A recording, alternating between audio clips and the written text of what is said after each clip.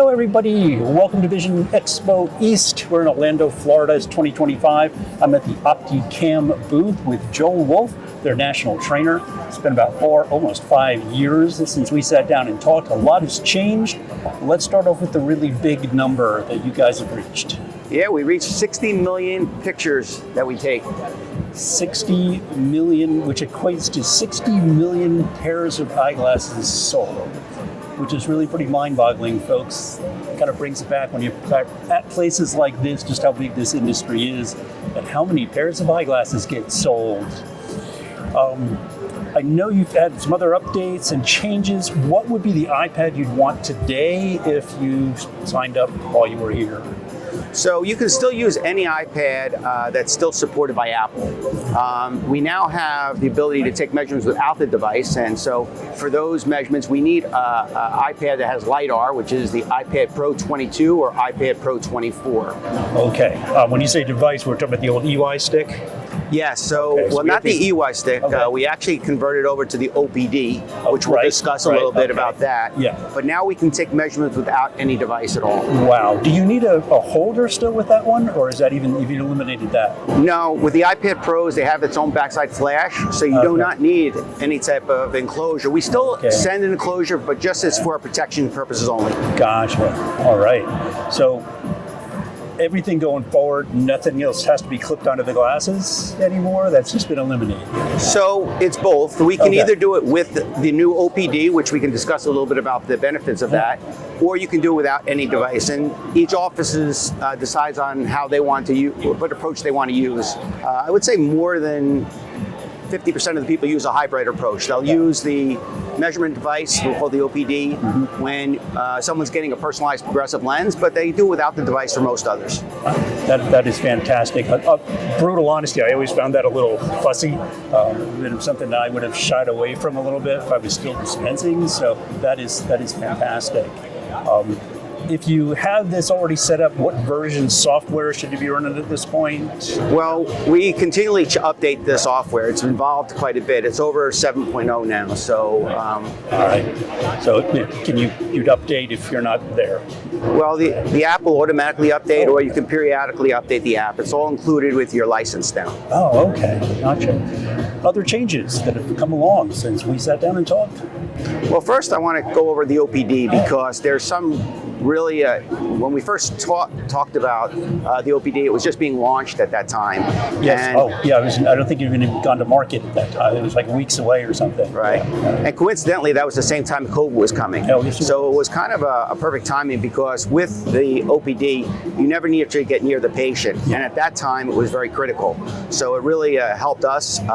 But it also really made opticians and staff and also the patients feel more comfortable. Yeah. But the OPD in itself was revolutionary compared to the EY stick. It was, yeah. So the EY stick was something that was ahead of its curve back in the day, but the OPD really made a big difference because we found that a lot of problems occur if you're not capturing posture properly.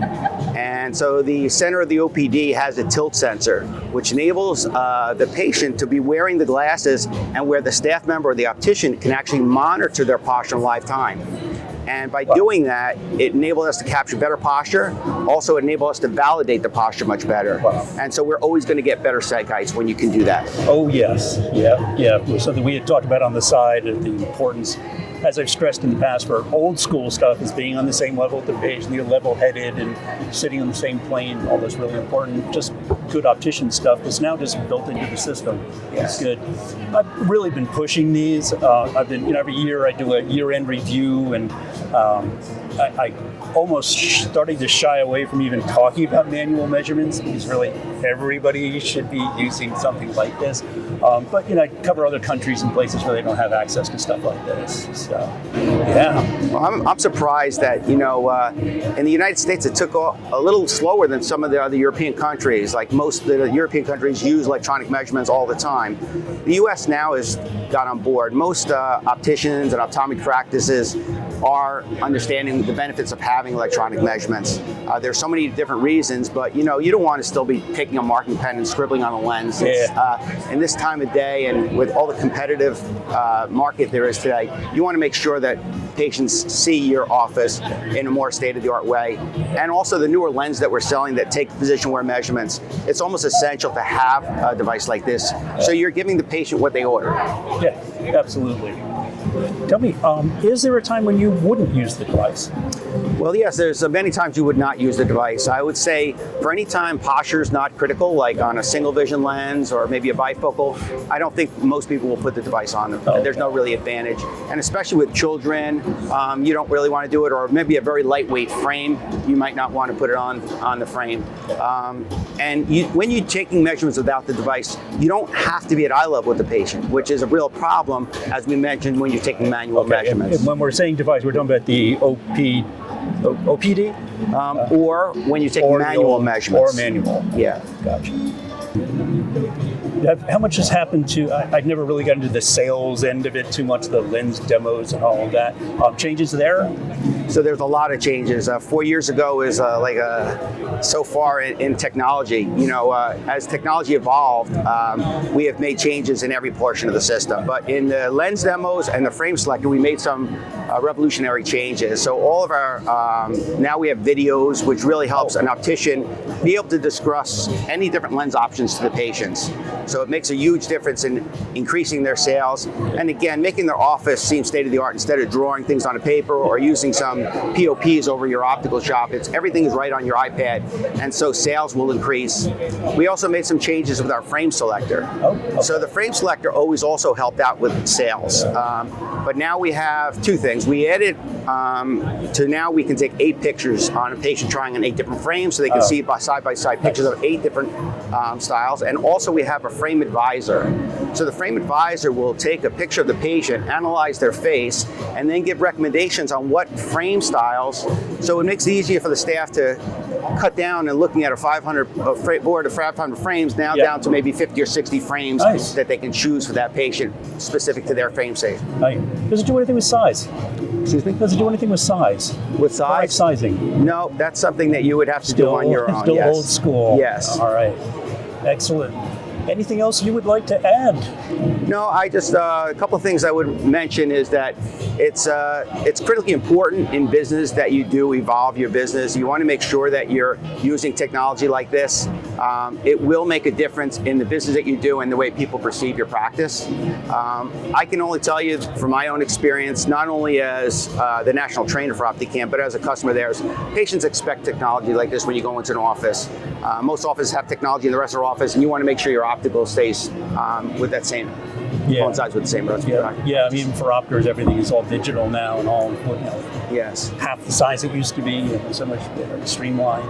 Yeah. And one other thing that we became experts on is posture. Yeah. So we did a study, and we've done a lot of testing in our office, and now we really understand posture at a very high level.